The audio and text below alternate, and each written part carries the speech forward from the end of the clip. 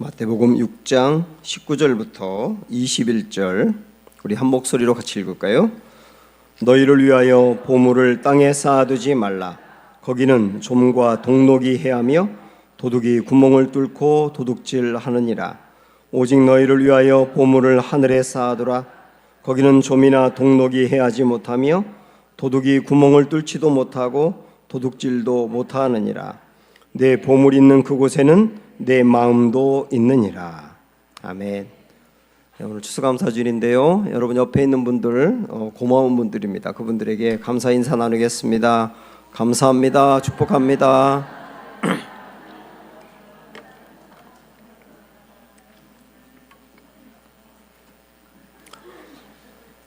네, 현재 우리나라에서 산다고 하는 것은 평균으로 볼 때 돈을 모으기가 참 어렵습니다. 결혼하고 아이들을 낳으면 키워야 되고요. 뒤떨어지지 않게 키우기 위해서 사교육도 해야 되고, 그러다 보니까 돈을 모을 틈이 없죠. 집을 어떻게든 구했는데 또 대출로 구했기 때문에 갚아야 하고, 그렇게 또 아이들을 키우고 나면 결혼을 해야 되는데 결혼할 때 들어가는 비용이 만만치가 않습니다. 제가 대전에 있을 때 어떤 권사님은 굉장히 이제 신실한 분인데 그 아들도 예수님을 잘 믿었거든요. 결혼을 하고 싶어서 마음에 드는 그 자매에게 프로포즈를 했더니 차가 있냐고 하더래요. 차가 없다고 했더니 아파트는 있냐고 하더래요. 아파트가 없다고 했더니 아파트도 없고 뚜벅이네 그러더래요. 뚜벅이가 걸어 다닌다는 뜻입니다. 그래서 엄마를 졸라가지고 아파트를 대출로 받아가지고 이제 구입을 하게 됐는데, 이게 요즘 어떤 그 모습이 아닌가 하는 생각이 듭니다. 그러다 보니까 자녀를 결혼을 시키려고 하면 또 돈이 무척 많이 들어갑니다. 그리고 나서 이제 지금부터 앞으로 미래를 위해서 돈을 좀 쌓아놔야 되겠다 했더니 은퇴를 하는 거예요. 보통 우리나라는 자녀를 결혼시키는 나이하고 은퇴하는 나이가 이렇게 맞아떨어지는 것 같습니다. 그리고 상당히 많은 분들은 결혼시키기도 전에 은퇴를 먼저 하거든요. 그러다 보니까 너나 할 것 없이 사람들이 어떻게 해서든지 돈을 더 모으는데 초점을 두고 있어요. 이게 요즘의 우리들의 모습인데, 오늘 본문 말씀에서 예수님은 좀 다르게 말씀하십니다. 19절 말씀 볼까요? 시작. 너희를 위하여 보물을 땅에 쌓아두지 말라. 보물을 땅에 쌓지 말라고 말씀합니다. 여기서 보물을 땅에 쌓지 말라는 말을 여러분 오해하지 마세요. 주님이 저축하지 말아라, 보험 들지 말아라, 그런 의미로 말씀한 게 아닙니다. 성경에서는 저축을 격려하고 저축하는 것을 지혜롭다고 말씀합니다. 요셉이 7년 동안 풍년이 있었을 때 다른 사람들은 풍년의 시기에 풍덩풍덩 썼지만 요셉은 그 많은 것들을 모아놨어요. 그러다 보니까 풍년의 7년이 끝나고 7년 동안 흉년이 왔는데, 그 흉년이 온 동안 쌓아놨던 것들을 잘 풀면서 오히려 흉년의 시기에 국가 경제와 그 여러 가지 면이 굉장히 부강하게 되거든요. 이것은 풍년의 때에 저축한 것이 흉년의 때에 큰 도움이 되었다는 거 아닙니까? 이건 성경이 장려하는 거라고요. 그래서 잠언서의 말씀을 보면 한번 여러분 읽어보실까요? 시작. 게으른 자여 개미에게로 가서 그 하는 것을 보고 지혜를 배우라. 개미는 두령도 없고 간역자도 없고 주권자도 없으되 먹을 것을 여름 동안에 예비하며 추수 때에 양식을 모으느니라. 개미에게서 배우라 라고 말하면서 이 개미는 여름에 열심히 모아서 예비한다는 겁니다. 예비한다는 말은 저축한다는 거죠. 그래서 겨울의 시기에 먹을 것이 없을 때 저축한 것을 먹으며 사는 지혜가 있다는 거예요. 요만한 개미도 그런 지혜가 있음을 칭찬하면서 저축을 격려하고 있습니다. 그런데 오늘 말씀에서는 우리 예수님은 보물을 땅에 쌓아두지 말라 그렇게 말씀한 것은 단지 저축이나 보험을 들지 말라는 말씀이 아니고, 내게 주어진 물질을 나를 위해서만, 이 땅을 위해서만 쓰지 말란 뜻이에요. 그리고 앞으로 나의 미래를 너무나 걱정한 나머지 오직 돈을 모으는 데만 초점을 두다 보니 써야 될 곳을 쓰지 못하고 끌려다니는 그런 인생을 살지 말라는 의미로 땅에 보물을 쌓아두지 말라고 말씀한 겁니다. 그러면서 우리 주님은 20절 앞부분에 보면 오직 너희를 위하여 보물을 어디에 쌓으라고요? 하늘에 쌓으라고 말씀합니다. 땅에 쌓지 말고 하늘에 쌓으라, 이렇게 말씀했는데, 이 말씀을 좀 보다 더 잘 이해하기 위해서 우리가 고린도 후서에 있는 말씀을 같이 보겠습니다. 한번 보세요. 시작. 심는 자에게 씨와 먹을 양식을 주시는 이가 너희 심을 것을 주사 풍성하게 하시고 너희의 의의 열매를 더하게 하시리니. 성경에 보면 돈에 대해서 3천 구절 이상 나왔다고 말씀드렸는데, 그 중에 상당히 많은 구절이 돈과 농사를 비유하고 있습니다. 이 구절도 마찬가지 돈을 농사에 비유하고 있는데요. 예를 들어서 농사 얘기를 먼저 드리면, 농부가 감자를 수확했다고 생각을 해보십시오. 감자 100가마니를 수확을 했습니다. 그러면 그 100가마니는 둘로 나눕니다. 하나는 먹을 양식, 자기가 먹어도 되는 양식으로 남겨두고 먹고, 또 하나는 씨를 쓸 것으로 남겨둬요. 그것을 씨감자라고 말합니다. 씨감자는 절대 먹으면 안 됩니다. 아무리 배고파도 씨감자를 먹으면 내년에 먹을 게 없어요. 그래서 그거는 꼭 남겨두어야 됩니다. 이렇게 둘로 나눕니다. 먹을 양식과 씨, 그거를 심을 씨라고 말해요. 먹을 양식, 심을 씨 구분합니다. 심을 씨는 먹지 말고 먹을 양식은 먹으라 이 말이에요. 감자를 농사하신 분들은 알겠지만, 감자를 처음 심을 때 통째로 이렇게 심는 게 아닙니다. 감자에는 씨눈이라는 게 있어요. 그 감자 하나에 씨눈이 5개 이상 있습니다. 그 씨눈을 중심으로 조각을 내는 겁니다. 이렇게. 그리고 씨눈이 있는 그 조각을 심잖아요. 그러면 그 씨눈이 있는 조각 하나를 심으면 대략 10개에서 15개의 감자를 수확하게 됩니다. 그러니까 감자 하나에 씨눈이 5개가 있다고 하면 한 감자에서 나오는 수확량은 50개에서 75개가 되는 거예요. 놀랍지 않습니까? 감자 하나에서 50개에서 75개가 나온다니까요. 우리 예수님이 30배, 60배, 100배라고 말씀하신 게 딱 맞아요. 그러니까 한 가마니가 만약에 100개의 감자가 있다고 할 때 100개의 씨감자를 심게 되면 5,000개에서 7,500개 정도의 감자를 얻게 됩니다. 놀랍죠? 100개에서 나오는 게 5,000개에서 7,500개가 된다니까요. 그래서 이게 심는 씨의 위력이라고 볼 수 있어요. 내가 먹어도 되는데 먹지 않고 남겨뒀다가 심으면 그 어마어마한 그 배가의 능력이 나온다 그 말이죠. 우리 주님은 물질을 여기에 비유하고 있는 겁니다. 우리 모두에게 하나님은 물질을 주셨는데 이 물질은 둘로 주셨다는 거예요. 하나 먹을 양식, 또 하나 심을 씨. 먹을 양식은 나와 내 가정이 먹어야 돼요. 써야 됩니다. 그런데 심을 씨가 있다고 말씀해요. 심을 씨는 건드리시면 안 되는 거예요. 모든 사람에게 심을 씨를 주었는데 그 씨마저 내가 먹으면 안 된다고요. 그거는 꼭 다르게 써야 되는 겁니다. 그렇게 이 말씀을 오늘 우리가 읽은 본문의 말씀으로 연결하면, 보물을 땅에 쌓아두지 말고 하늘에 쌓으라 라고 말할 때, 하늘에 쌓은다는 말은 씨감자처럼 나를 위해 쓰지 않고 심는다 그 얘기예요. 그게 하늘에 쌓는다는 의미입니다. 그러면 구체적으로 하늘에 보물을 쌓는다, 씨로 된 것을 심는다라고 말할 때 이게 무엇을 의미할까요? 구체적으로 두 가지 말씀을 드리고 싶은데요. 첫째는 가난한 자를 돕는 거예요. 이게 하늘에 보물을 쌓는 겁니다. 성경에서는 아까도 말씀드린 것처럼 재물에 대해서, 돈에 대해서 3,000구절 이상 말씀했는데 그 중에 반 정도는 가난한 사람 도우라는 말씀이에요. 얼마나 많은 말씀이 있는지 모릅니다, 성경에. 우리는 가난한 사람을 도우면 좋은 일이고 돕지 못하면 어쩔 수 없다고 생각을 하지만 성경은 절대로 그렇게 보지 않아요. 여러분 한번 이 말씀 보시겠어요?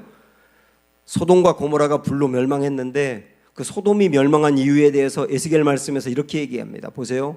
내 아우 소돔의 죄악은 이러하니 그와 그의 딸들에게 교만함과 음식물의 풍족함과 태평함이 있음이며 그가 가난하고 궁핍한 자를 도와주지 아니하며 거만하여 가증한 일을 내 앞에서 행하였음이라.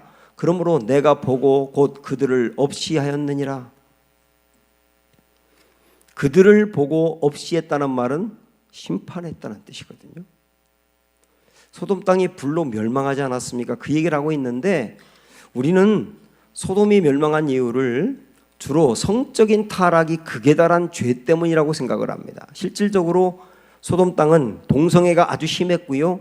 성적인 타락이 말할 수 없을 정도로 대단했어요. 그래서 소돔이 멸망을 했구나 이런 생각을 할 수 있는데 맞습니다만은 근데 오늘 이 에스겔 말씀에서 그것만이 아니었다는 겁니다. 소돔의 죄악을 나열하면서 하신 말씀이 뭐냐면 가난하고 궁핍한 자를 도와주지 않았다는 거예요. 이걸 하나님은 굉장히 중요하게 봤습니다. 그럼 우리가 생각할 때 어려우니까 도와주지 않았겠지요 라고 생각할지 모르지만 이 말씀 좀 위에 보시면 뭐라고 나와 있느냐면 음식물의 풍족함과 태평함이 있었다. 그러니까 이 소돔 사람들은 부유해서 아주 음식물이 풍족했다는 거예요. 그리고 태평하게 살았다는 겁니다. 부유했다는 거지요. 그럼에도 불구하고 가난한 자와 궁핍한 자를 돌아보지 않았다는 거예요. 이것 때문에 멸망했다고 주님이 말씀할 정도로 가난한 사람을 돕는 것을 우리 하나님은 굉장히 비중 있게 보신다는 것을 알 수 있습니다. 그래서 그 다음 잠언서에 있는 말씀을 우리가 또 하나 보면 이렇게 말씀합니다. 보세요. 시작. 가난한 자를 불쌍히 여기는 것은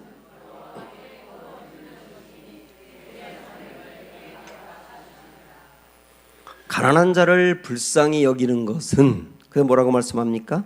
하나님께 구워드리는 거란 얘기예요. 하나님께 구워드리는 거다. 우리 하나님은 굉장히 신실한 분이기 때문에 돈을 꾸면 절대로 그냥 지나가진 않고 꼭 갚으세요. 그런데 가난한 자를 돕는 것은 하나님께 구워드린 것이기 때문에 하나님께서 갚아주신다고 말씀합니다. 그래서 가난한 자를 돕는 게 이렇게 중요한 거예요. 그래서 우리는 하늘의 보물을 쌓는다는 것을 구체적으로 가난한 사람들을 돕는 거다. 그러니까 이게 하나님께 구워드리는 거다. 그렇게 받아들이시며 나가셔야 되는 거예요. 두 번째로 또 하나 하늘의 보물을 쌓는다는 것은 성빈을 돕는 성부가 된다라는 말씀을 드리고 싶어요. 여기 성빈, 성부라는 말이 나와 있는데 물질과 관련해서 네 부류의 사람으로 나눌 수가 있습니다. 성부, 성빈, 속부, 속빈 이렇게 넷으로 나눌 수가 있어요. 성부는 누구냐? 하나님이 재물 얻을 능력을 주어서 물질을 많이 얻은 사람입니다. 근데 물질을 얻은 이 사람이 그 물질을 하늘에 쌓는 일로 쓴다는 것. 다시 말하면 사람을 살리고 세우고 돕는 데 쓰는 사람. 이 사람을 가리켜서 거룩한 부자라고 말해서 성부라고 합니다. 그럼 성비는 누구냐? 스스로 가난해진 사람이에요. 스스로 가난해진 사람.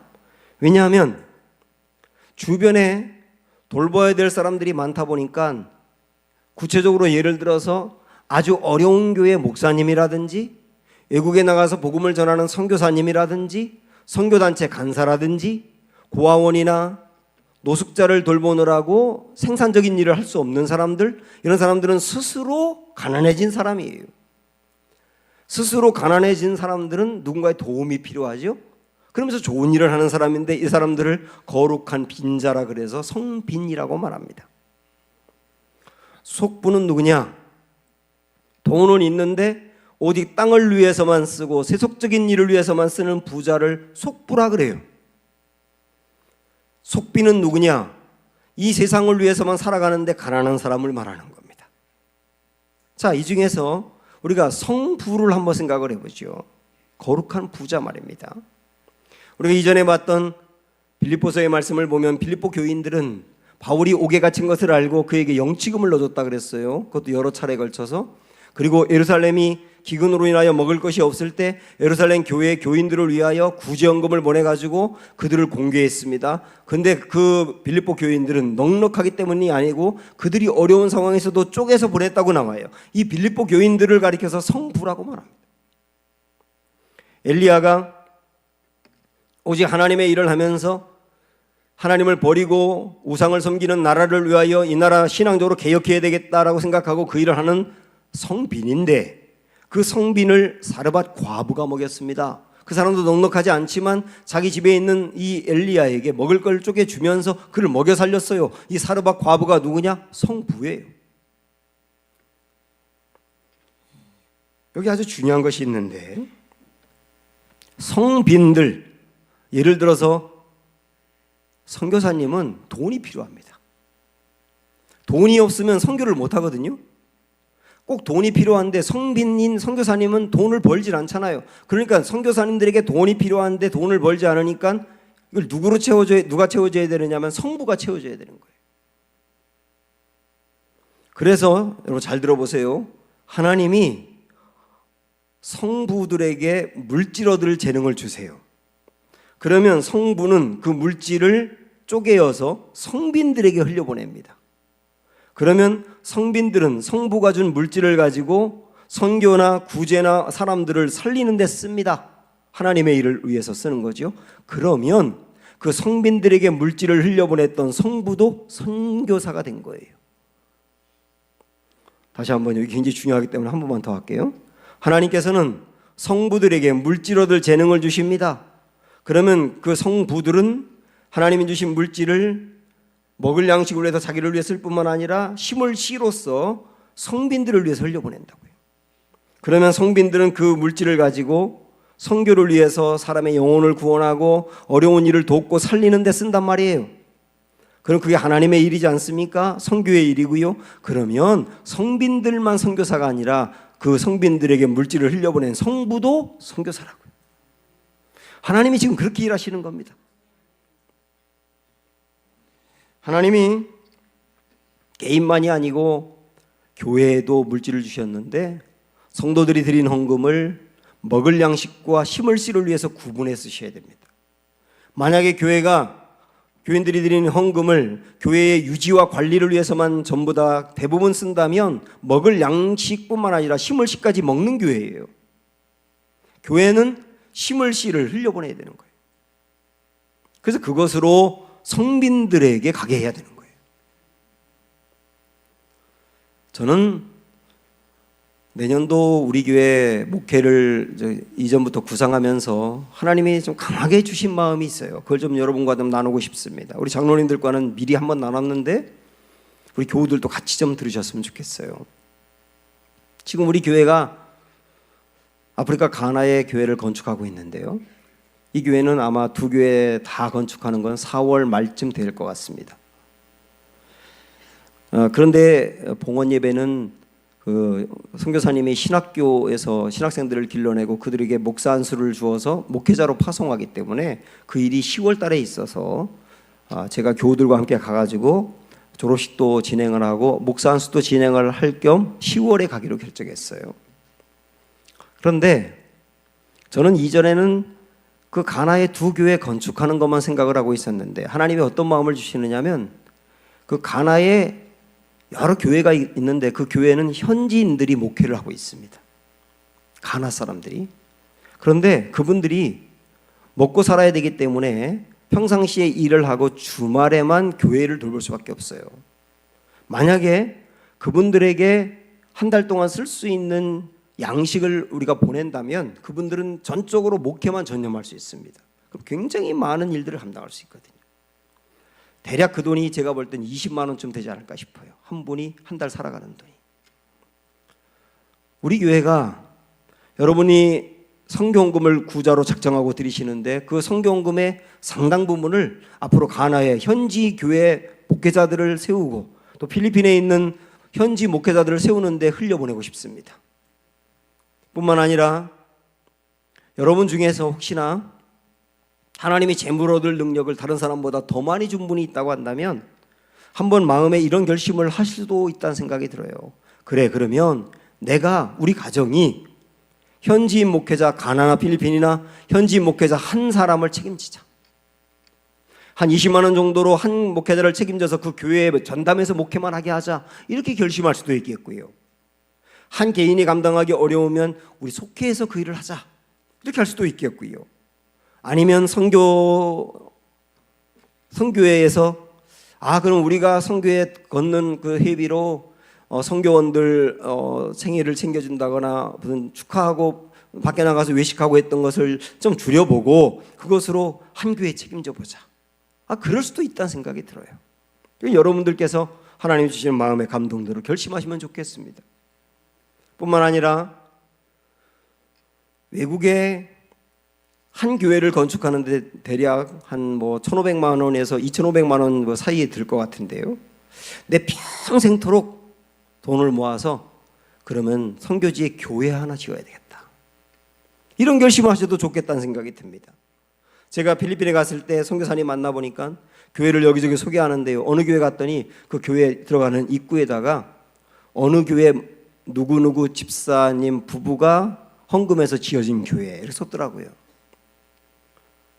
그리고 또 말씀을 들으니까 회갑을 맞이한 분들이 자녀들이 회갑 여행을 다녀오라 그랬는데 그 돈을 모아가지고 교회 하나를 줬다는 거예요. 저는 여러분들께서도 평생도록 내가 한 교회를 지어서 하나님께 올려드리고 싶다. 한국에서 짓는 건 무척 어렵지만 그러나 선교지에 교회 하나를 지어서 드리고 싶다. 이런 마음이 여러분 안에 생긴다면 참으로 좋겠습니다. 그런 여러 가지 일들 중에 우리가 할 수 있는 대로 감당하는 것, 이것은 뭐냐면 하늘의 씨를 보물을 쌓는 거고 하나님이 주신 심을 씨를 하나님의 영광을 위해서 쓰는 거예요. 오늘 말씀에서 이렇게 하늘의 보물을 쌓는 일에 대하여 말씀하면서 땅의 보물을 쌓는 것과 하늘의 보물을 쌓을 때 어떻게 되는지를 소개하고 있습니다. 다시 한번 말씀 볼까요? 자, 시작. 너희를 위하여 보물을 땅에 쌓아두지 말라. 거기는 좀과 동록이 해하며 도둑이 구멍을 뚫고 도둑질하느니라 이랬습니다. 잠깐만요. 놓고 보시면 자, 여기 보면 땅의 보물을 쌓는 일은 어떻게 된다 그랬나요? 좀과 동록이 해야 한다 그랬습니다. 동록은 녹슨다는 뜻입니다. 그래서 나중에 내가 쌓아 놓았는데 내 것이 안 된다는 뜻이에요. 도둑이 도둑질하기도 한다는 겁니다. 그래서 이 말씀을 도둑이 홀랑 다 가져간다는 말씀만이 아니고 이렇게 좀 넓게 생각할 수 있습니다. 내가 정말 수고해서 벌어가지고 땅을 위해서 쌓아 놨는데 그것이 나중에는 엉뚱하게 다른 사람 손으로 가기도 하고 열심히 수고했는데 그 노력이 수포로 돌아가기도 하고 그 다음에 내가 쌓아놓은 돈이 어디로 흘러가는지 막 알 수 없을 정도로 흘러가는데 어떤 때는 말이죠. 내가 월급을 탄 것보다 더 많은 돈이 흘러버려요. 막 새 나가기 시작하면 정신없이 나가는 겁니다. 그런 것을 이야기한다고 볼 수도 있어요. 그 땅에 쌓아놓는 게 어리석다는 겁니다. 그래서 이 말씀의 맨 앞에 보면 너희를 위하여라고 되어 있는데 보물을 땅에 쌓아두는 일은 결국 나를 위한 일이 안 된다는 거죠. 어떻게 보면 이 하나님께서 땅에 쌓는 일과 반대된 개념으로 보물을 하늘에 쌓는 일이 얼마나 중요한지를 강조하기 위함인데, 자, 이어서 하는 말씀 볼까요? 오직 너희를 위하여 보물을 하늘에 쌓아두라. 그러면서 그 다음에 이어서 뭐라고 말씀했냐면 거기는 좀이나 동록이 해하지 못하며 도둑이 구멍을 뚫지도 못하고 도둑질도 못한다 그랬습니다. 하늘에 쌓는 일들은 그 귀한 일들을 감당하면 그 하늘에 쌓는 것에 대해서 하나님이 안전하게 보관한다는 거예요. 안전하게 보관한다. 안전하게 보관하기 때문에 그래서 결국은 하나님 나라에도 은행이 있다는 뜻이에요. 하나님 나라에도 은행이 있어서 그 은행에서 아주 안전하게 보관한다는 겁니다. 자, 우리 그러면 사실 하늘의 보물을 쌓는 것 중에 또 하나가 헌금인데 여러분이 드린 11조에 대해서 한번 생각을 해볼까요? 말라기 3장에 보면 11조에 대해서 이렇게 강조했습니다. 한번 10절 말씀 보시면 만군의 여호와가 이르노라 너희가 온전한 11조를 창고에 들여 나의 집에 양식이 있게 하고 그것으로 나를 시험하여 내가 하늘문을 열고 너희에게 복을 쌓을 곳이 없도록 붙지 아니하나 보라. 성경에서 뭐라고 말씀했냐면 11조를 드리면 창고에 쌓아서 충분히 쌓아서 넘치도록 하나님이 채워준다고 약속했는데, 그럼 여러분이 이 말씀 보시면서 의구심이 생기는 것은, 아니 나는 11조를 20년 동안 들었는데 그럼 하나님 어디다 쌓아두신 거야? 이렇게 생각할 수 있거든요. 그래서 10절에 있는 이 말씀만 볼 게 아니라 11절을 이어서 보셔야 됩니다. 창고에 쌓아둔다는 게 어떤 의미냐? 11절 보시면 이렇게 말씀합니다. 시작. 만군의 여호와가 이르노라 내가 너희를 위하여 메뚜기를 금하여 너희 토지 소산을 먹여 없애지 못하게 하며 너희 밭의 포도나무 열매가 기한 전에 떨어지지 않게 하리니. 이게 창고에 쌓는다는 의미입니다. 옛날에 농사를 지었을 때 메뚜기가 들이닥쳐가지고 그 떼들이 먹기 시작하면 순식간에 초토화해버리는, 아무것도 안 남아요. 근데 하나님이 농사를 짓고 메뚜기가 먹지 않도록 보호해 주어서 수고한 것만큼 열매를 거두게 한다는 거 아닙니까? 그게 창고에 쌓는다는 의미라고요. 그리고 우리 인생에도 어떤 사람은 정말 수고하고 애쓰고 노력했는데 나중에 수확을 거두려고 하는데 다 날아가 버리기도 하고, 열심히 월급을 받았는데 엉뚱한 데 다 새나가기도 하고, 여기저기 새나가는데 별로 가치 있게 쓴 것도 아닌데 없어져 버렸고, 그런 일이 없도록 하나님이 막으시겠다는 뜻이에요. 사실 그래가지고 우리가 여기까지 온 거 아닙니까? 그 다음에 이어서 나오는 말씀 뒷부분에 보면 포도나무 열매가 기한 전에 떨어지지 않게 하겠다 하는 것도 마찬가지입니다. 수고하여 거둔 열매를 내일 수확을 거두려고 하는데 오늘 태풍이 몰아쳐 버리면 다 떨어져 버려서 상품 가치가 없어져 버립니다. 그러지 않도록 막으시겠다. 수고하고 노력한 것에 열매를 거두게 하고 그만한 돈을 거두어서 살게 하겠다. 이게 11조를 드리는 사람에 대한 하나님의 약속입니다. 결국 이 말씀이나 앞에서 한 말씀이나 똑같은 내용 아닙니까? 하늘에 쌓는 자를 하나님이 종과 동록이 하지 않고 도둑이 도둑질도 하지 못하도록 막으신다는 말씀이에요.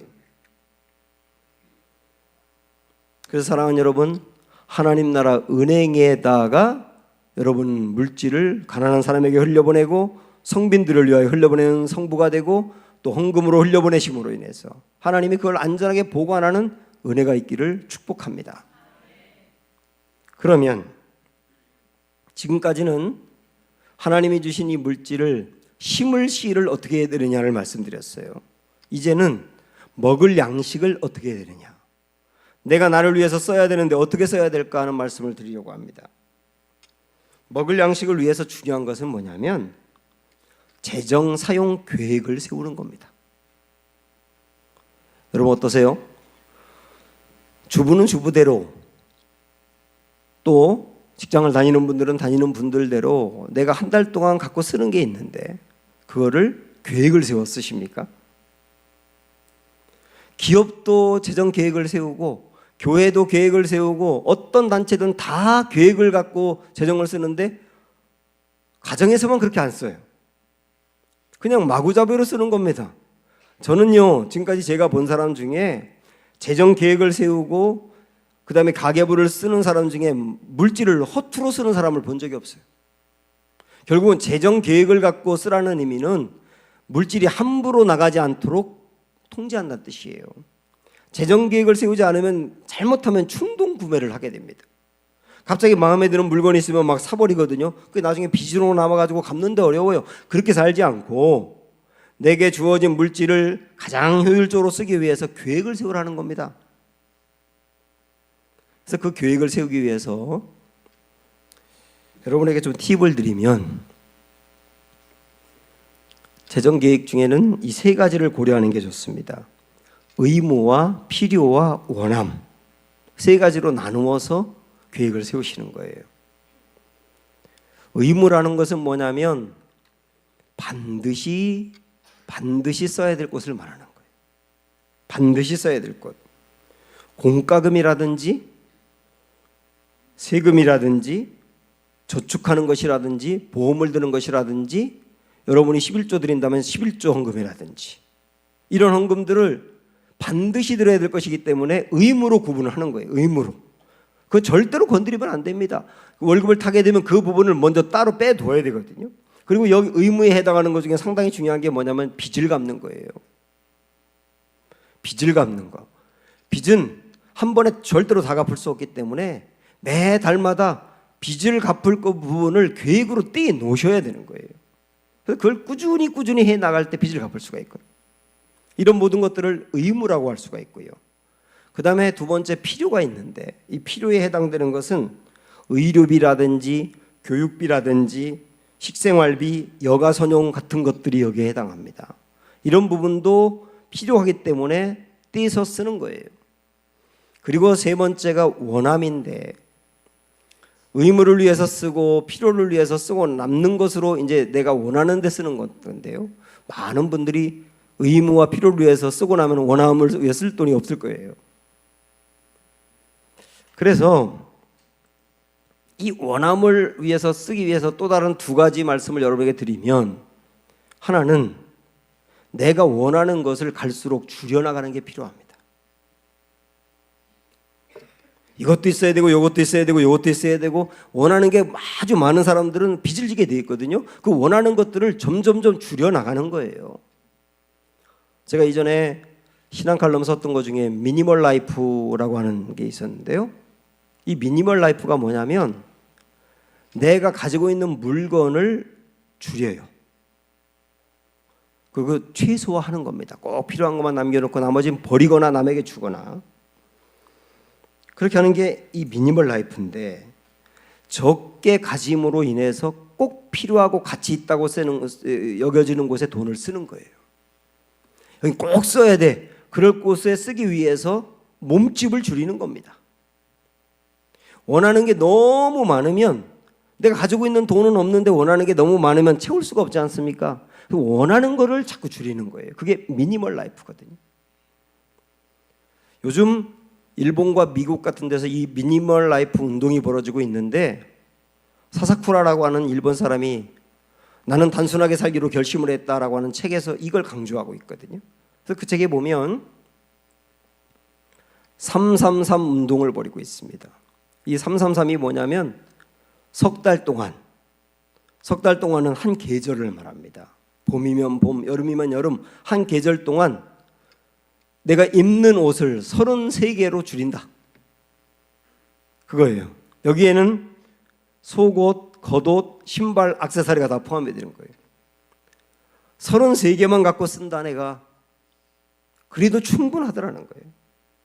나머지는 욕심을 부리지 않는다는 거예요. 그래서 이 옷만이 아니고 내가 가정에 갖고 있는 것들을 몸집을 줄이는 거예요.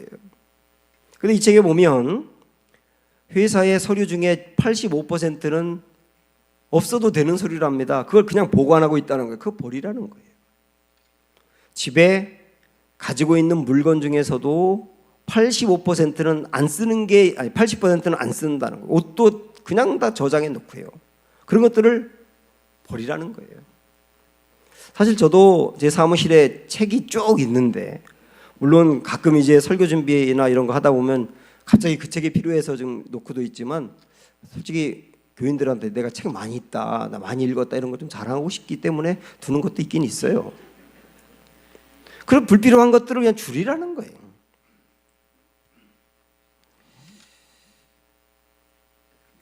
미니멀 라이프는 굉장히 중요하게 얘기하는 게 뭐냐면요, 내가 가지고 있는 것을 줄여나가면 원하는 게 줄어든다는 겁니다. 그런데 내가 가지고 있는 게 너무 많으면 갈수록 원하는 것은 더 늘어난다는 거예요. 그래서 원하는 것을 줄이기 위해서 가지고 있는 것을 줄이라는 거죠. 그러면 꼭 필요하고 써야 될 곳에, 내 가치 있다고 여기는 곳에 쓰는 거예요. 그 돈을. 많은 사람들이 다른 사람과 비교해서 저 사람이 저거 갖고 있으니까 나도 가져야지. 이 집에 이거 있으니까 우리 집도 있어야 되겠어. 그러고 구입을 하거든요. 그렇게 하지 말고, 비교할 필요가 없고, 그 사람은 거기에 가치 있으니까 뭐 필요한 거겠고, 나는 그게 별로 가치가 없으니까 내가 가치 있는 곳에 쓰면 되는 거야 라고 흘려보내고 쓰면 된단 말이죠. 그래서 이렇게 미니멀 라이프의 인생을 여러분들이 한번 훈련해 본다면 원하는 것이 줄어들면서 물질에 끌려다니지 않게 될 거라, 저는 그렇게 확실하고 있어요. 또 하나, 내가 정말 원하는 것이 있다면 원한다고 해서 그때그때마다 늘 사지 말고 하나님이 그것을 채워주는 것을 경험해 보는 것도 필요합니다. 여러분의 자녀들이 엄마 나 뭐 갖고 싶어, 신발 갖고 싶어, 엄마 나 가방 사고 싶어, 엄마 나 저 옷 사고 싶어, 그러면 애들이 원할 때마다 물론 그렇게 하진 않겠지만 그냥 사주지 말고 아이들을 훈련하는 차원에서 너 원하는 게 그거야? 그러면 네가 원하는 걸 써. 그리고 기도해봐. 그럼 냉장고에 붙이는 거예요. 지난번에 제가 했던 것처럼 붙여놓고 정말 그걸 기도했을 때 하나님이 채워주는 것을 경험하게 하는 거예요. 그러면 부모가 아이들이 원할 때마다 그냥 사주는 거하고 아이들이 원하는 걸 써놓고 기도했는데 하나님이 채워주시는 거하고는 믿음이 달라져요. 아, 하나님은 원하는 걸 아시는구나. 그리고 하나님은 물질의 주인이시구나. 그리고 하나님이 채워주시는구나 하는 것을 아이들이 경험하게 되면 어릴 적부터 믿음이 더불어 좋아진다니까요. 우리들도 그렇게 해보는 훈련이 필요하다는 거예요. 어떤 자매가, 청년이 직장 생활을 시작했는데 차가 있어야 됩니다. 그 직장에서 집까지 오려면 밤늦게 끝나기도 하고 해서 꼭 차가 있어야 돼요. 그래서 차를 갖고 싶어서 기도를 했대요. 그랬더니 정말 하나님이 차를 해결해 주셨습니다. 어떻게 한지 아세요? 남자친구를 만났는데 좋은 차를 갖고 있더랍니다. 그 남자친구가 매일 직장 앞에 기다리고 있다가 태워서 집 앞으로 데려다주고 그러길 매일매일 하는 거예요. 그래서 기름값도 안 들어가고 보험도 안 들어가고 그러면서 이 문제가 해결이 된 거예요. 하나님 안에 굉장히 많은 방법이 있거든요. 그래서 원하는 게 있을 때 놓고 기도하며 하나님이 채워주는 것을 경험해 가는 것도 하나님 나라 백성이 사는 방법이에요. 사랑하는 여러분, 재물을 땅에 쌓지 말고 하늘에 쌓으라 하는 말씀. 하나님 우리에게 양식을 줄 때는 먹을 양식과 심을 씨를 주었는데 먹을 양식은 계획해서 잘 먹고 심을 씨는 절대로 건드리지 말고 흘려보내야 한다. 그럴 때 그것이 하나님 나라에 저축하는 것이 된다. 이런 은혜가 우리의 삶에 있어서 여러분 재정 계획을 그렇게 잘 효율적으로 지혜롭게 성경적으로 하는 은혜가 있기를 주님의 이름으로 축원합니다. 함께 우리 찬양할까요? 두 손 들고 찬양합니다 부릅니다.